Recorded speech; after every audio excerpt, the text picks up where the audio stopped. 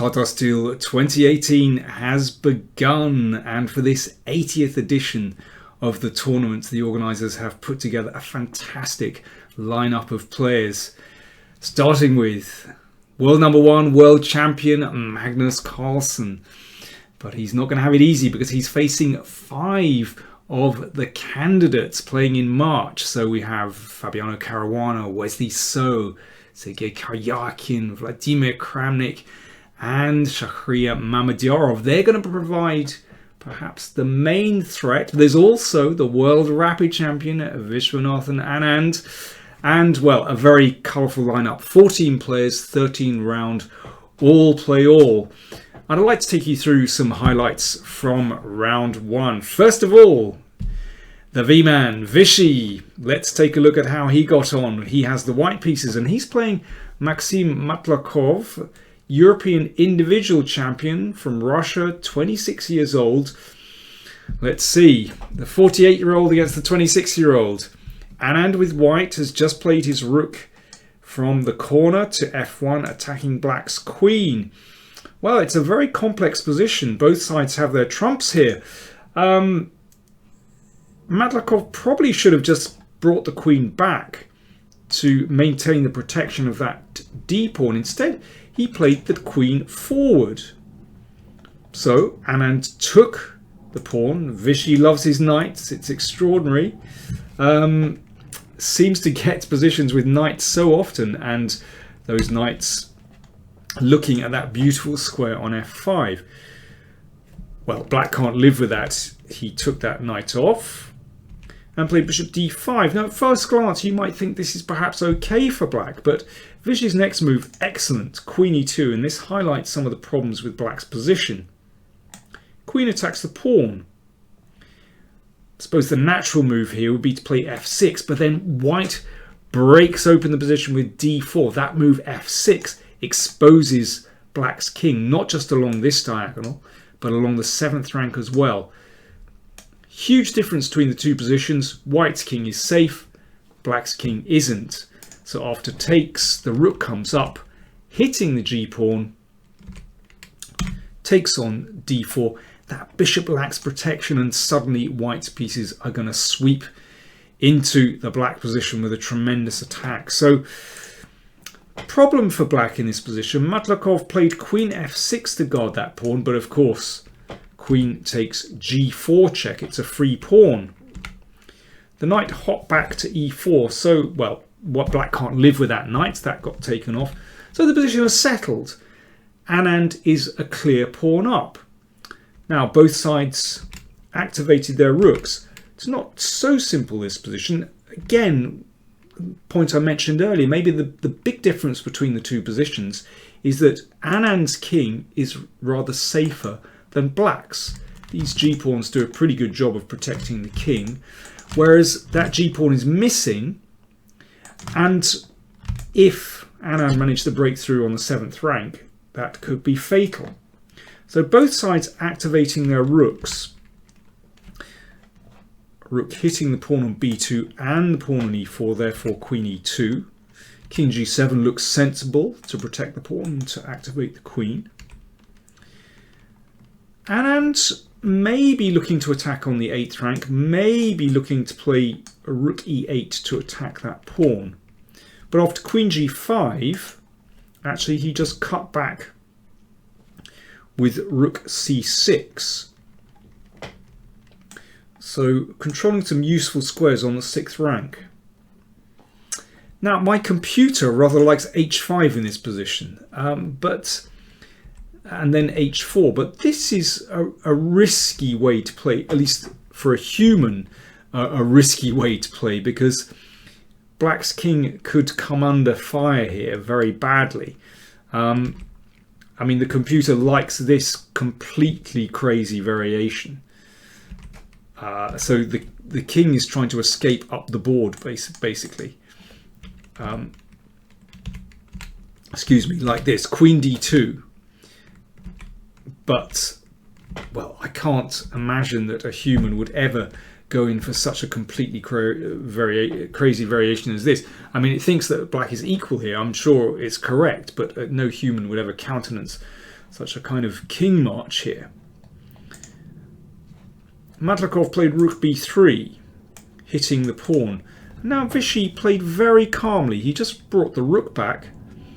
Well, black could trade into the queen and pawn endgame, but of course only white has winning chances there, and it's a much safer position for white to play without the rooks. So Matlakov kept the rooks on, but now Vichy starts to get control. He's edging forward. The rook came back to b4. Vichy just protected the pawn, so Vichy has gained a little bit of space there. And this is an excellent maneuver. Rook d6. Little by little, he's making progress.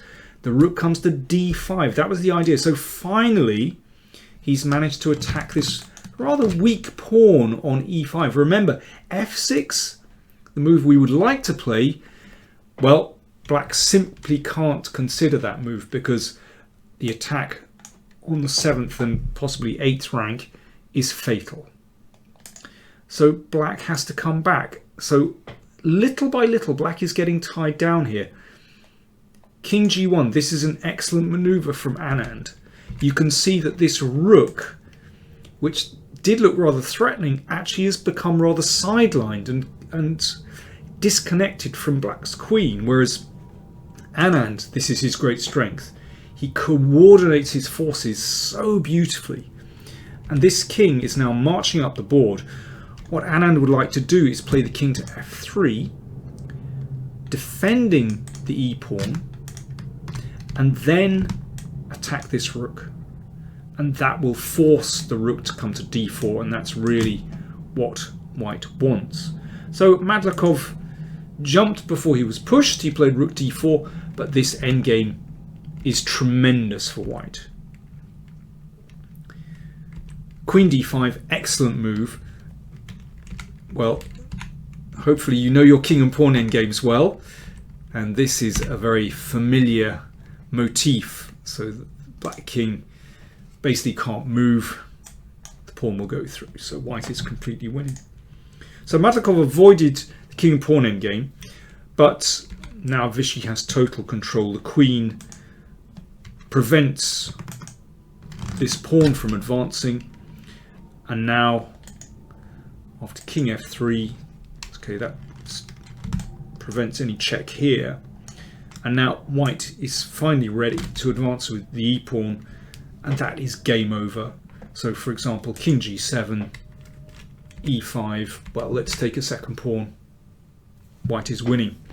So Anand wins his first round. Remember, he's a 5-time winner of the Vaikonze tournament. So, well, equal with Carlsen, also a 5-time winner. But yeah, what a record he has. Let's move on to another of the old guys in the tournament. Vladimir Kramnik, 42 years old, playing against Wei Yi, the 18-year-old prodigy from China. Well, Kramnik with white was in control for the entire game. Better position and really squeezing Wei Yi. And you can see here he has an extra pawn, this rook's pawn, but he's also wanting to break through and take the queenside pawns as well, while black is distracted with this rook's pawn. Here Kramnik, well, for reasons which I'll explain in a moment, Kramnik should probably play rook a6, and that keeps control of this a pawn and threatens to advance this one down the board. Instead, Kramnik played king b5, which first glance looks superb. King wanting to take this pawn, but also, and this is the real point, freeing up the c4 square and that knight. What a beautiful square. Takes complete control of the position. But here, right at the death, Wei Yi misses a chance for counterplay. He could have played a3. Now the point is that if this pawn is taken, then the king steps forward. The knight cannot play to c4 because the knight gives check, and white's king has to relinquish control or protection of the knight on c4. So the knight will have to go back. Then the king advances and suddenly the c-pawn is dangerous. Good counterplay. Okay, what about knight c4 check? King d5, then knight takes a3. So it seems as though white has everything under control, but now comes rook b8. Black wants to take the pawn on b2, therefore the rook interposes. But now knight d6 is awkward for white. Obviously king a6 would be a mistake, that's a rather picturesque checkmate, so therefore king a5. But then rook switches back to h8, so wanting to take here. And just for a moment, white's pieces tread on each other's toes. Then the coordination is very poor. And it's very difficult to get out of this tangle. So, you know, if you try to move this knight, for example, well, suddenly there's a knight check here. Black should draw that position. So a3, that would have been a good move. Instead, maybe Wei Yi demoralized, played king d4, but now knight c4 is very powerful. Typical theme for endgames with knights. This white knight dominates black's knight. So that black knight can't find counterplay now by, for example, hassling the king here. Wei Yi tried a3 anyway. This was taken. But now rook b8 simply doesn't have the same effect after rook b6 and a knight check. Well, the king can simply move away and there's no danger at all. Wei Yi checked on d6. The king advanced powerfully, hassling the knight. The knight had to move back. And now after knight b5 check, Wei Yi resigned. The king really doesn't have a very good square to go to. For example, king c4. Well, we trade knights.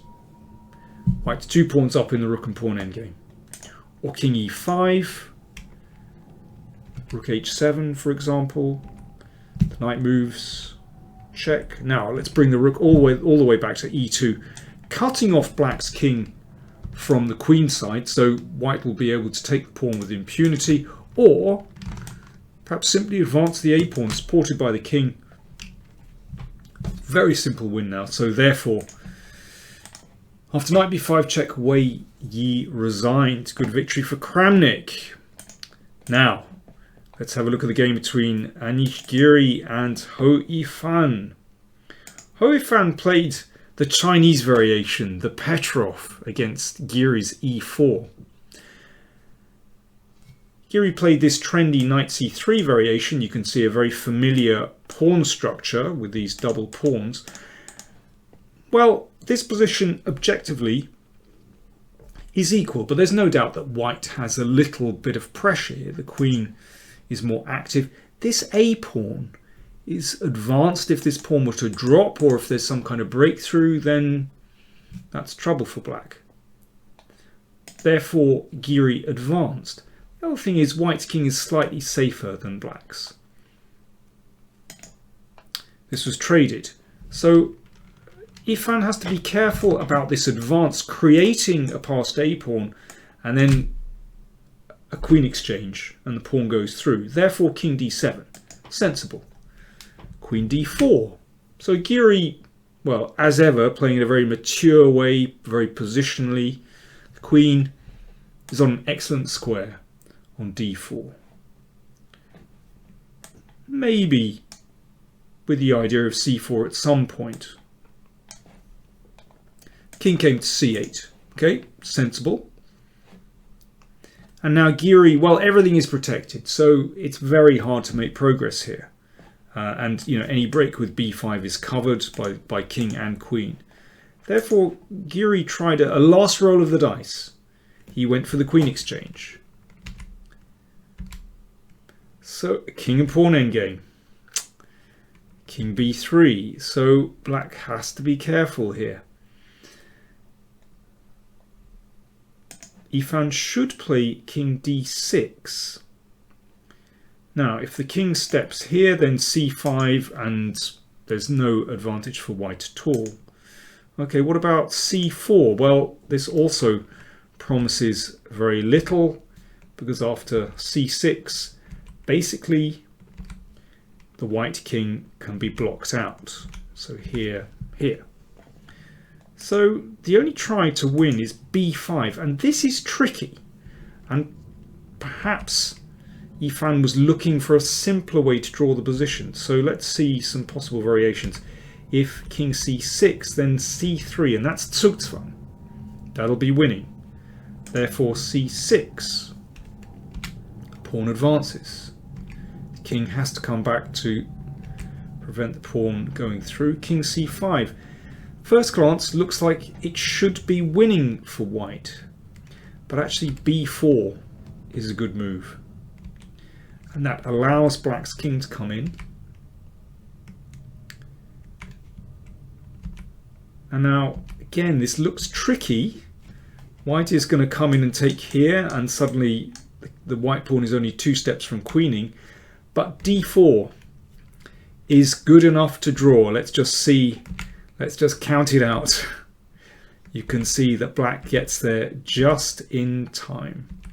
Both sides make a queen. So this would involve some, well, serious calculation, but I would say if one had time, then it's possible to do that without too much difficulty. But instead, Yifan played king c6, and this was fatal. c4. Now, if black trades, then, well, for example, if the king goes back, then white simply creates an outside pass pawn, and black gets this, but white finally breaks through to here. So therefore d4. But now, with some careful steps, white wins. Now, not king d3, because c5, and, well, after b5, nothing doing there, and, well, in this position, white would actually lose that one. But instead of king d3, king d2, so a waiting move. And now if c5, that's very different. White has the opposition, the king has to go back, and you take a pawn. So Yifan tried c6, but again, white has another waiting move, and black has run out of waiting moves now. And that pawn drops, and that is the end of that. Well, it doesn't take much trouble to win this one. Here, actually, Yifan resigned. If king d4, for example, well, this is a very simple way to win. We simply create an outside pass pawn, and then the king dives over to take the f pawn. So, well, a bit of a tragedy for Yifan, but it seems that lightning strikes twice. You might remember 2 years ago, Yifan also played this exact same variation against Carlsen, and she also reached the queen and pawn endgame, and also blundered in the king and pawn endgame. That is very, very hard luck for her. There we go. So we have 3 winners in round 1. Rest of the games were drawn, including Carlsen, who got nowhere against Caruana. But we got a long way to go in the tournament. Thanks for watching.